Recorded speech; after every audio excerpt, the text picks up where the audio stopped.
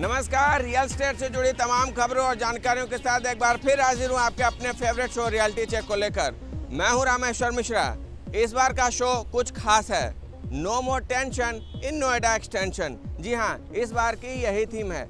चलिए शो की शुरुआत करते हैं और देखते हैं इसमें क्या है खास। सुप्रीम कोर्ट का ग्रेटर नोएडा वेस्ट पर बड़ा फैसला, 1.25 लाख निवेशकों को मिली राहत। ग्रेटर नोएडा वेस्ट या नोएडा एक्सटेंशन में क्या थी टेंशन की वजह? ग्रेटर नोएडा वेस्ट में चल रहे विकास कार्यों का लेंगे जायजा और करेंगे मुलाकात रियल एस्टेट से जुड़ी एक शख्सियत से।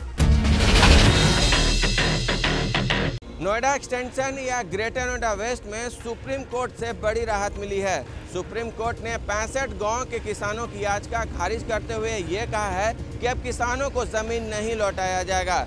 इससे अब आने वाले समय में कंस्ट्रक्शन कार्यों में तेजी मिलेगी और देर सवेर लोगों को घर पाना मुमकिन हो पाएगा। फ्लैट बायर्स के नजरिए से ग्रेटर नोएडा वेस्ट यानी नोएडा एक्सटेंशन में अब कोई टेंशन नहीं है, क्योंकि नोएडा एक्सटेंशन के भूमि अधिग्रहण मामलों में किसानों की याचिका को सुप्रीम कोर्ट ने खारिज कर दिया है।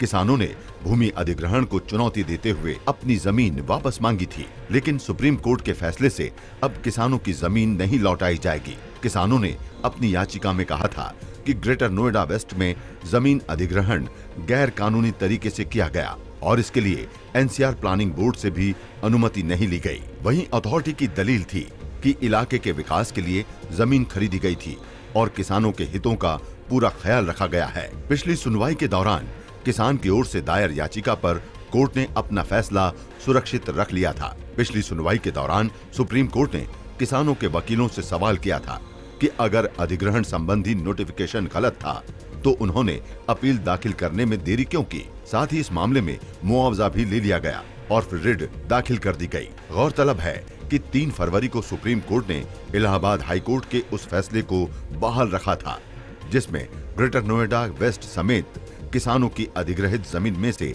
10% विकसित जमीन किसानों को दिए जाने का निर्देश दिया गया था। सुप्रीम कोर्ट ने इस मामले में दोनों अथॉरिटी की याचिका खारिज करते हुए कहा था कि मामले में हाई कोर्ट के फैसले में दखल की जरूरत नहीं है, लेकिन अब सुप्रीम कोर्ट का फैसला आ जाने से यहाँ घर बनने का रास्ता साफ है। सुप्रीम कोर्ट के फैसले से नोएडा और ग्रेटर नोएडा अथॉरिटी खुश है।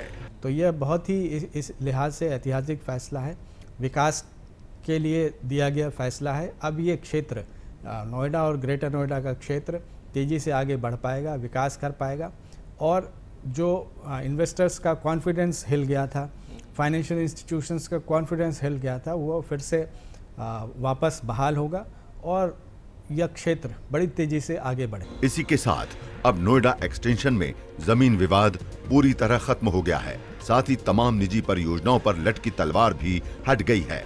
दरअसल ये मामला नोएडा और ग्रेटर नोएडा के कुल 65 गाँव से जुड़ा है। इसमें नोएडा एक्सटेंशन में प्रस्तावित बिल्डरों की परियोजनाएं भी आती हैं। शीर्ष अदालत के फैसले का असर किसानों के साथ उन 1.5 लाख लोगों पर भी पड़ेगा जिन्होंने नोएडा एक्सटेंशन की बिल्डर परियोजनाओं में अपने फ्लैट बुक करा रखे हैं। नोएडा एक्सटेंशन में टेंशन का दौर करीब 5-6 साल पहले शुरू हुआ था, जब सुप्रीम कोर्ट ने यहां के शाहवेरी गांव की जमीन अधिग्रहण को रद्द कर दिया था। इसके बाद से यहां पर टेंशन के काले बादल मंडराने लगे। किसानों का आंदोलन, ग्रेटर नोएडा अथॉरिटी के जिद के बीच में आम ग्राहक पिस रहे थे, लेकिन अब यहाँ पर काले बादल छट गए हैं और विकास कार्य तेजी से हो रहा है। ग्रेटर नोएडा वेस्ट यानी नोएडा एक्सटेंशन का ये इलाका टेंशन से भरा हुआ था। चाहे वो किसानों के लिए टेंशन हो, बिल्डरों के लिए टेंशन हो, घर खरीदारों के लिए टेंशन हो या फिर ग्रेटर नोएडा अथॉरिटी के लिए टेंशन हो, इस इलाके में टेंशन का माहौल करीब 6 साल पहले शुरू हो गया था। 2007-8 में अथॉरिटी ने अर्जेंसी क्लॉज लगाया और किसानों से इंडस्ट्री लगाने के नाम पर जमीन अधिग्रहण की। ये जमीन गाजियाबाद और नोएडा के नजदीक थी। इसके बाद अथॉरिटी ने इस जमीन का लैंड यूज चेंज किए बिना ही बिल्डरों को जमीन अलॉट कर दी। किसानों को इलाके के बारे में पता चलने पर ये हाई कोर्ट में जमीन अधिग्रहण के खिलाफ याचिका दायर की। 12 मई 2011 में इलाहाबाद हाई कोर्ट ने शाहबेरी की 156 हेक्टेयर जमीन का अधिग्रहण रद्द कर दिया। फिर 15 जुलाई 2011 को पतवाड़ी की 589 हेक्टेयर जमीन रद्द की। लगातार अधिग्रहण रद्द होता देख अथॉरिटी और बिल्डरों के होश उड़ गए। ऐसे में आनन फानन में अथॉरिटी पतवाड़ी के किसानों के पास समझौता करने पहुंचे। किसानों को बढ़ा हुआ मुआवजा और 10% प्लॉट दिए जाने का फैसला किया। इसमें कुछ मान गए और कुछ ने हाई कोर्ट में इसके खिलाफ चुनौती दी। फिर 21 अक्टूबर 2011 को हाई कोर्ट की ट्रिपल बेंच ने 51 गांवों के किसानों की याचिका पर सुनवाई की और किसानों का मुआवजा 64.7% बढ़ाने के आदेश दिए। साथ ही 6 की जगह 10% विकसित जमीन देने और 2021 मास्टर प्लान को एनसीआर प्लानिंग बोर्ड दिल्ली से अप्रूव कराने का आदेश दिया। प्लान अप्रूव होने तक इलाके में काम बंद रखा गया। इसके बाद बोर्ड से प्लान अप्रूव होने के बाद यहां कंस्ट्रक्शन शुरू हुआ। बिल्डरों का कहना है कि ये सुप्रीम कोर्ट का अहम फैसला है। इससे इलाके में विकास कार्यों में तेजी आएगी। इसमें मुझे लगता है कि सभी स्टेक होल्डर्स के लिए एक रिलीफ है। सबों के लिए सामान्य रूप से जो माननीय उच्चतम न्यायालय ने जो वर्डिक्ट दिया है वो सभी स्टेक होल्डर्स के लिए फेवरेबल है। सुप्रीम कोर्ट के जो फैसला उसका स्वागत करते हैं। ये हम बहुत पहले से आ जाना चाहिए था। हम लोग की जो प्रॉब्लम थी अब वो लग रहा है कि 50% प्रॉब्लम हमारी सुप्रीम कोर्ट के ये वर्डिक्ट से सॉल्व हो गई है।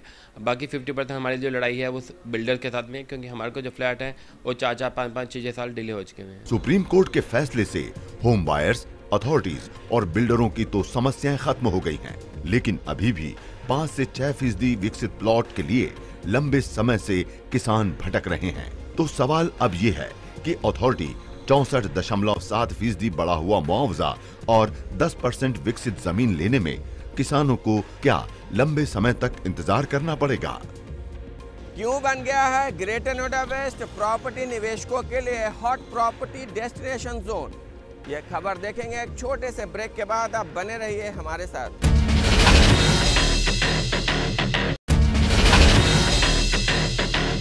Welcome back. रियलिटी चेक में आपका स्वागत है। दिल्ली एनसीआर का सबसे तेजी से विकसित होता इलाका ग्रेटर नोएडा वेस्ट है। यहाँ पर 80 से ज्यादा बिल्डरों के हाउसिंग प्रोजेक्ट्स बन रहे हैं। साथ ही ग्रेटर नोएडा अथॉरिटी यहाँ पर वर्ल्ड क्लास इंफ्रास्ट्रक्चर भी तैयार कर रही है। अगर आप यहाँ पर फ्लैट खरीदते हैं तो आपको औसतन 30 लाख रुपए ही चुकाना पड़ता है। इस वजह से ये निवेशकों का हॉट डेस्टिनेशन बन चुका है। ग्रेटर नोएडा वेस्ट या नोएडा एक्सटेंशन एनसीआर का सबसे तेजी से विकसित होते इलाकों में से एक है। ये इलाका गाजियाबाद से बिल्कुल सटा हुआ है और दिल्ली बॉर्डर से करीब 15 किलोमीटर दूर है। ग्रेटर नोएडा वेस्ट का इलाका एक अफोर्डेबल इलाका है। प्रॉपर्टी जानकारों का कहना है कि देश में सबसे ज्यादा सस्ते घर इसी इलाके में बन रहे हैं, वो भी प्राइम लोकेशन पर। इसके पीछे वजह यह है कि ग्रेटर नोएडा अथॉरिटी ने बिल्डरों को सस्ते दर पर जमीन मुहैया कराई है ताकि लोगों को सस्ती कीमत पर घर मिल सके। साथ ही यहाँ पर वर्ल्ड क्लास इंफ्रास्ट्रक्चर तैयार किया जा रहा है। इस इलाके में 120 मीटर चौड़ी सड़कें मिलती हैं, जो नेशनल हाईवे पर भी नहीं मिलती हैं।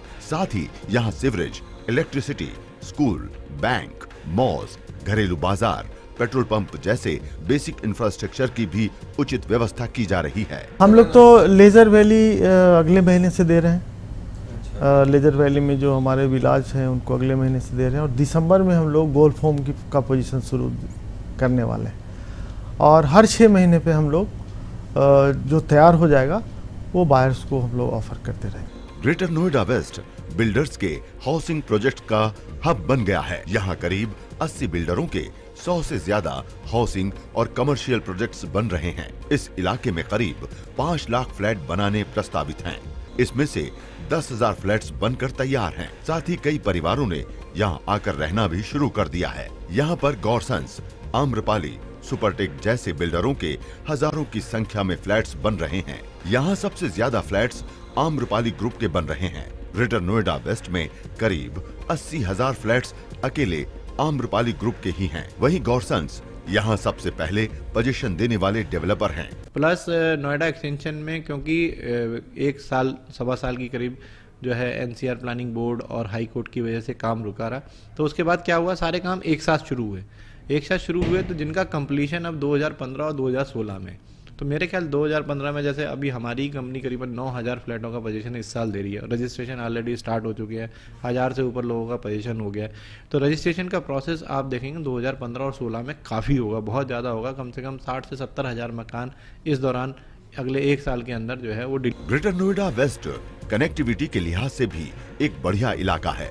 यहाँ सड़कें बढ़िया हैं और सबसे बड़ी बात कि अब ये मेट्रो ट्रेन से भी जुड़ने वाला है, क्योंकि यहाँ मेट्रो का DPR बन चुका है और आने वाले 3 साल में यहाँ मेट्रो ट्रेन दौड़ने लगेगी। अभी वक्त है एक छोटे से ब्रेक का। ब्रेक के बाद बहुत कुछ है खास, अब बने रहिए हमारे साथ।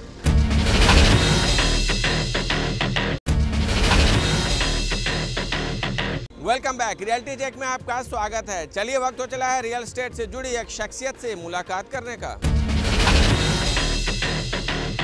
इस बार के डायरेक्टर्स कोर्ट में है हमारे साथ नोएडा अथॉरिटी के चेयरमैन रमा रमन जी। सर, कल जो एक फैसला आया सुप्रीम कोर्ट का, एक अहम फैसला है सर। ये फैसला समझिए कि ग्रेटर नोएडा और नोएडा के अस्तित्व से जुड़ा हुआ फैसला था और ये ऐतिहासिक फैसला हम कह सकते हैं।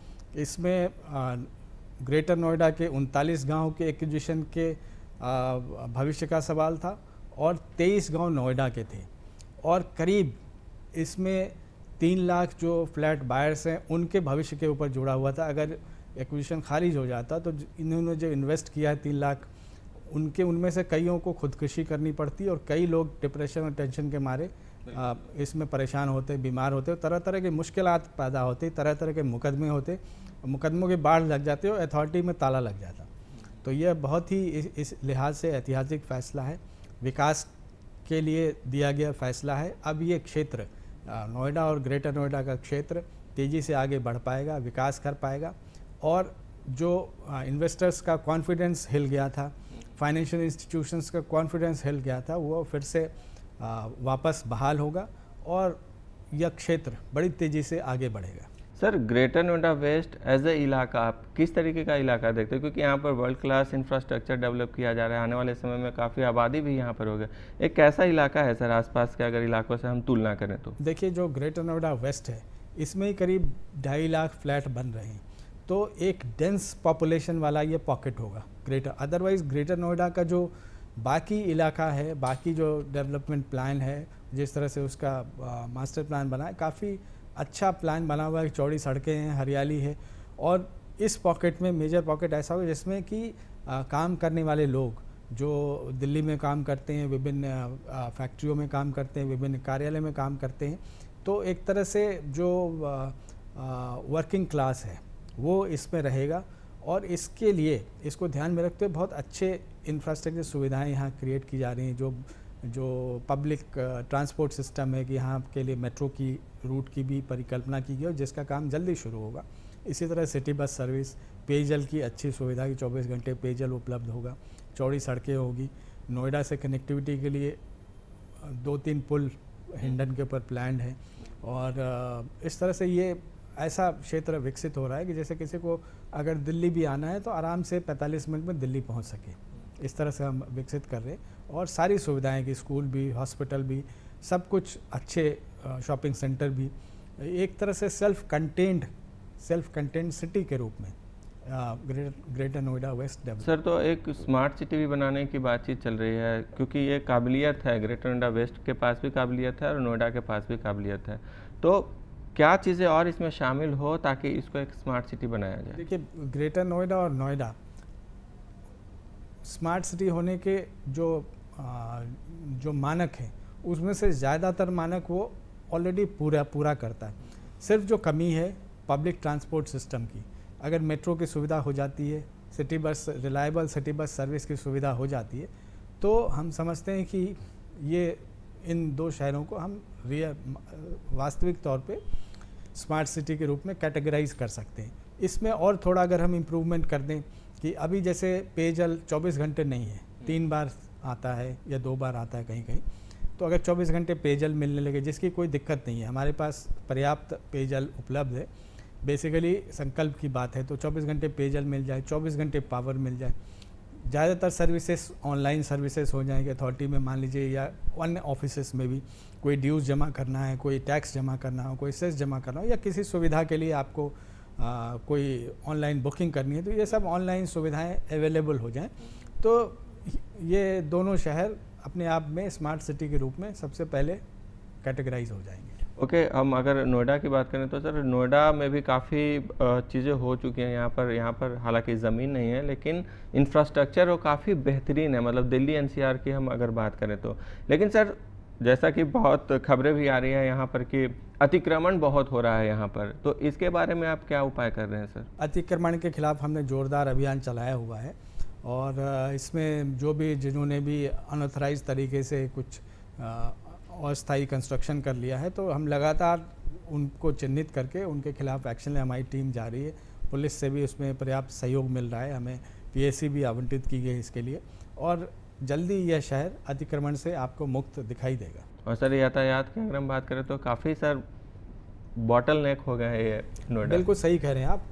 कुछ ऐसे पॉइंट्स हैं जहाँ पे शाम के समय और सुबह के टाइम पे जिस समय कि ऑफिस आने और जाने का समय होता है उस समय जो हमारे क्रॉसिंग्स हैं उस पर गाड़ियों का जाम लगने की समस्या आती है, वो सारे बॉटल नेक्स हमने चिन्हित कर लिए हैं और उसको ईज़ आउट करने के लिए हमने प्लान बनाया हुआ हर चौराहे के लिए कि जहाँ पे अंडरपास बन सकता है वहाँ अंडरपास बना रहे हैं, जहाँ पे फ्लाईओवर बनाना है वहाँ पे फ्लाईओवर के लिए प्रक्रिया ऑलरेडी शुरू हो चुकी है। कहीं कहीं पे हम एलिवेटेड रोड बना रहे हैं कि हमें 4-5 क्रॉसिंग सीधे एलिवेटेड रोड के थ्रू हम पार कर जाएं और इस तरह से हम उम्मीद करते हैं कि आगे आने वाले समय में 1.5-2 साल में हमारे जितने भी ऐसे बॉटलनेक्स हैं वो ख़त्म हो जाएंगे और जाम की समस्या से नोएडा को मुक्ति सर खास करके जो लेबर चौक और जो NH24 को जो मिलती है सड़कें वहाँ पर काफ़ी भीड़ होता है सर शाम के समय में। हाँ, वहाँ पे हम आपने देखा हुआ कंस्ट्रक्शन ऑलरेडी चालू है कि हम इस तरह से फ्लाईओवर बना रहे हैं कि किसी को भी वहाँ पे रेड लाइट पर रुकना ना पड़े, थ्रू ट्रैफिक हो जाए।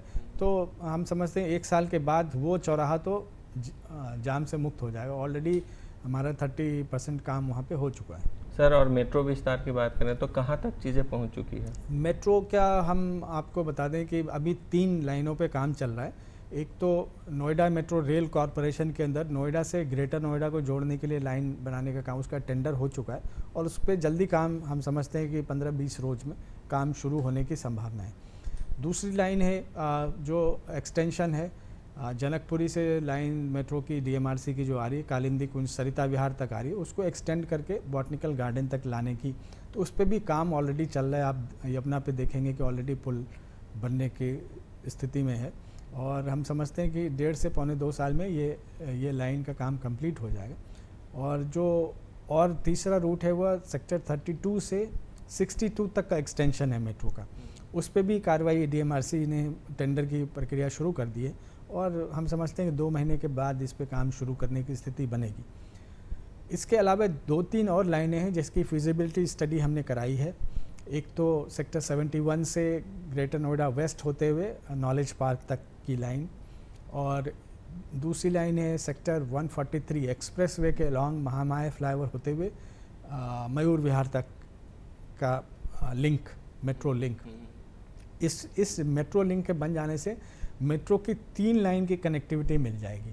एक तो कालिंदी कुंज बॉटनिकल गार्डन वाली जो लाइन है उसको ये कनेक्ट करेगी, दूसरा जो नोएडा ग्रेटर नोएडा वाली जो लाइन है उससे कनेक्टिविटी मिलेगी, फिर मयूर विहार के पास 2 लाइनों से कनेक्टिविटी मिलेगी।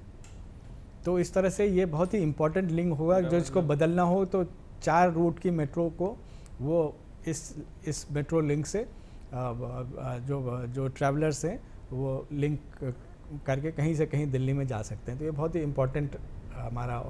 सर ग्रेटर नोएडा वेस्ट का तो ऑलमोस्ट समस्याएं अब खत्म हो गई है। सर एक नोएडा में नेशनल ग्रीन ट्रिब्यूनल का मामला है, अगर वो क्लियर हो जाता है तो फिर CC कब से शुरू हो जाएगा? देखिए हमने कंप्लीशन सर्टिफिकेट की तैयारी पूरी कर रखी है। जिन लोगों ने भी अप्लाई किया हुआ है उनके जो भी कमियां हैं उनको बता करके हमने दूर करा करके कंप्लीशन सर्टिफिकेट जारी करने की पूरी तैयारी कर रखी है।